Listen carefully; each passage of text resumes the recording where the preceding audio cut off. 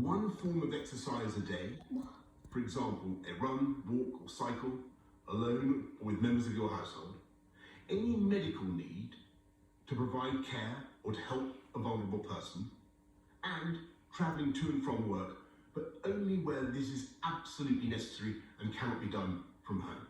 That's all. These are the only reasons you should leave your home. You should not be meeting friends. If your friends ask you to meet, you should say no. You should not be meeting family members who do not live in your home. You should not be going shopping except for essentials like food and medicine. And you should do this as little as you can. And use food delivery services where you can.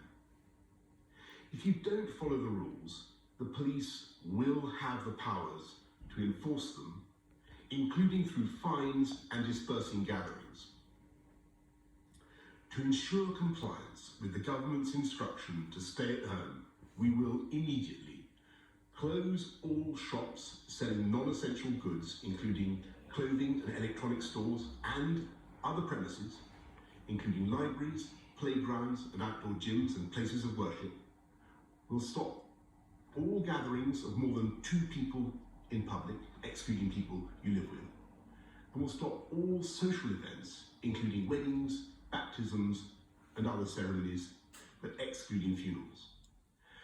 Parks will remain open for exercise, but gatherings will be dispersed.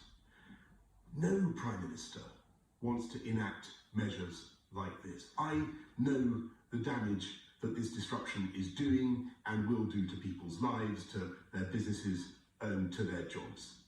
And that's why we produced a huge and unprecedented programme of support both for workers and for business. And I can assure you that we will keep these restrictions under constant review. We will look again in 3 weeks and relax them if the evidence shows we are able to.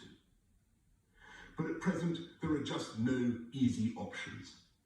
The way ahead is hard, and it is still true that many lives will, sadly, be lost. And yet it is also true that there is a clear way through. Day by day, we are strengthening our amazing NHS with 7,500 former clinicians now coming back to the service. With the time you buy by simply staying at home, we are increasing our stocks of equipment. We are accelerating our search for treatments. We're pioneering work on a vaccine. And we're buying millions of testing kits that will enable us to turn the tide on this invisible killer. I want to thank everyone who is working flat out to beat the virus. Everyone from the supermarket staff to the transport workers to the carers to the nurses and doctors on the front line. But in this fight, we can be in no doubt that each and every one of us is directly enlisted. Each and every one of us is now obliged to join together to halt the spread of this disease, to protect our NHS and to save many, many thousands of lives. And I know that as they have in the past, so many times, the people of this country will rise to that challenge and we will come through it stronger than ever. We will beat the coronavirus and we will beat it together. And therefore, I urge you at this moment of national emergency to stay at home, protect our NHS and save lives.